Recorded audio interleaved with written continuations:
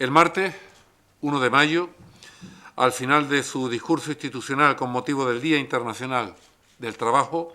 el presidente de Bolivia anunció la promulgación del Decreto Supremo 1214, por el que se nacionaliza el 100% de la empresa Transporte de Electricidad,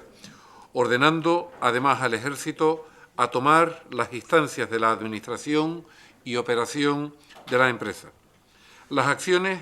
pasan a ser propiedad de la Empresa Nacional de Electricidad, conocida por sus siglas ENDE. El artículo 2.3 del Decreto Supremo instruye a la Empresa Nacional de Electricidad, ENDE, para que pague a los antiguos propietarios, es decir, a Red Eléctrica Internacional, el valor de las acciones nacionalizadas que será establecido, dice el Decreto Supremo, como resultado de un proceso de evaluación a ser realizado por una empresa independiente contratada por la Empresa Nacional de Electricidad en el plazo de 180 días hábiles a partir del momento de publicación de ese Decreto Supremo. En su día, el Gobierno boliviano ya había adelantado que preveía controlar las actuales empresas y cooperativas de distribución de energía eléctrica, porque la Constitución política del Estado, decía el Gobierno boliviano, no admite la administración privada de monopolios u oligopolios. Al propio tiempo, el artículo 5 del Decreto Supremo citado señala que los pasivos financieros, los pasivos tributarios, los pasivos laborales, los pasivos comerciales, regulatorios, ambientales y sociales de la empresa Transporte de Electricidad, tanto exigibles como contingentes, serán deducidos del monto de las acciones al tiempo de efectuar el pago señalado en el artículo 2 del presente decreto antes señalado, sin especificar si dichos pasivos también serán evaluados por una empresa independiente. En algunos ámbitos se ha querido establecer a lo largo de los últimos días un paralelismo entre la expropiación a la que se procedió por parte de las autoridades de Argentina en relación a la empresa YPF Repsol y la que ha tenido lugar con ocasión de la expropiación en Bolivia de la empresa Transporte de Electricidad. Sin embargo, no ha lugar, señorías, a ese paralelismo. Así como en el caso de la incautación argentina,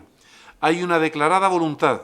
de no indemnizar a los antiguos propietarios y una ausencia total de diálogo previo o posterior con la empresa,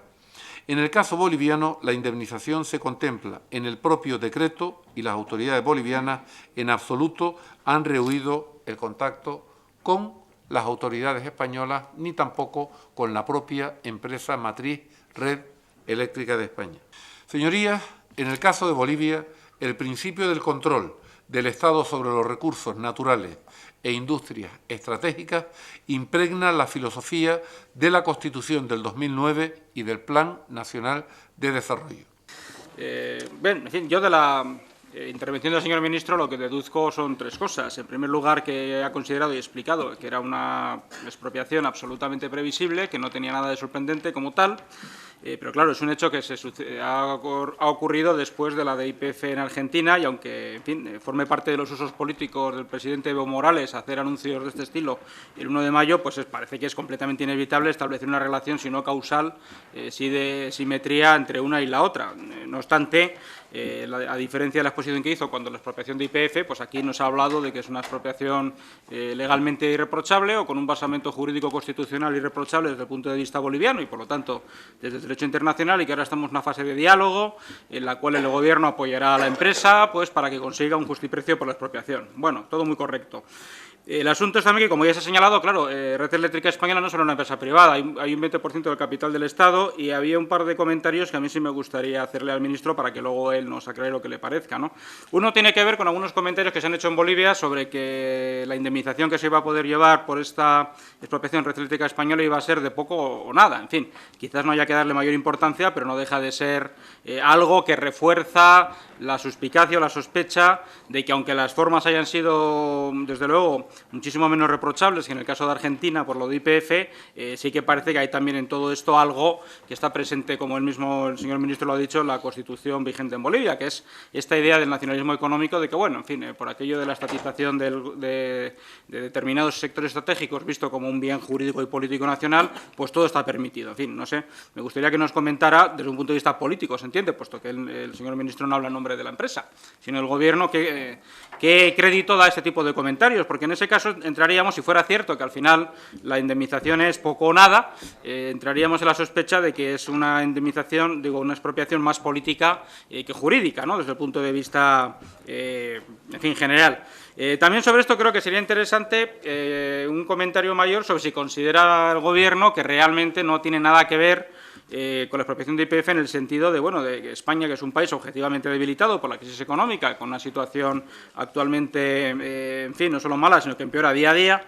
si no considera que no tiene nada que ver con lo que se ha hablado aquí en otras ocasiones y que creo que es absolutamente, en fin, irreprochable, de que, bueno, el viejo dicho de que a perro flaco todos son pulgas. Entonces, España se ha convertido en un objetivo fácil, pues, para este tipo, digamos, de ofensivas estatizadoras en países gobernados por partidos que tienen el nacionalismo económico como su ideología guía en este terreno, ¿no? Y también en ese sentido, bueno, pues nos gustaría una reflexión más general que nos hiciera el Gobierno sobre qué información cruza los Ministerios de Industria y Exteriores, pues para, en fin, identificar el factor riesgo país, etcétera, porque efectivamente estamos viendo que toda una serie de expansiones de multinacionales españolas durante los 10 años anteriores que se presentaban como, en fin, ejemplos de nuestra solidez económica, nuestra importancia económica, todo aquello, en fin, tan bochornoso a día de hoy, de que jugamos en la Champions League, de la economía mundial, etcétera, etcétera. A veces, en realidad, lo que nos hemos encontrado no ha sido con una serie en fin, de imprudencias políticas en materia de inversiones internacionales y, en ese caso, qué es lo que va a hacer o qué previsiones estratégicas tiene el Gobierno para tratar de minusvalorar posibles otros riesgos que haya o que, desde luego, en un futuro inmediato no se repitan. En fin, un poco la pregunta vendría a ser esa, ¿no? ¿Qué hemos aprendido, qué estamos aprendiendo de lo que ha pasado en Argentina y Bolivia? ¿Y qué vamos a hacer para reducir el riesgo para que vuelvan a producirse casos similares? Lo digo sobre todo porque, evidentemente, no estamos tratando solo de intereses empresariales privados, estamos tratando de algo que nos afecta absolutamente a toda la sociedad, a toda la comunidad política española, que es el riesgo país, y la debilidad en este tipo de cosas, lo sabemos, en épocas de crisis como esta se paga cara, y bastante mal están las cosas, y en una situación bastante penosa estamos, para agravarla precisamente pues por una falta de política decidida en este terreno. Pues eso era. Respecto a si era previsible, no ha habido una sorpresa, pues quiero decirle que sí, que fue totalmente sorprendente, fue imprevisible para el Gobierno de España, pero también lo fue para algunos miembros, no digo todos, pero para algunos miembros del Gobierno de Bolivia. O se refería a algunos comentarios que habría hecho el vicepresidente de Bolivia, don Álvaro García Linera, en el sentido, y es verdad, hace 2 días exactamente apareció a media tarde un teletipo en el que decía que la compensación podía ser pequeña o diminuta o que incluso a lo mejor no hay nada que pagar. Pero tengo que decir también que con posterioridad a esa declaración hubo otra aclaración por parte del propio vicepresidente García Linera, remitiéndose a lo que el propio presidente Evo Morales y otros ministros habían dicho en el sentido de que se iba a llegar a acuerdos. Decía usted si no tenía nada que ver esto con una presunta debilidad de España y si España era un objetivo fácil. Yo le voy a dar cuál es la opinión del Gobierno. España, es verdad que estamos atravesando dificultades importantes, eso no solo no lo estamos negando, sino que lo estamos reconociendo todos los días. Y es esa la razón por la cual el objetivo esencial de toda la política económica del Gobierno de España, de todos los departamentos del Gobierno, pues está encaminada justamente a la corrección de esos desequilibrios. Pero eso no hace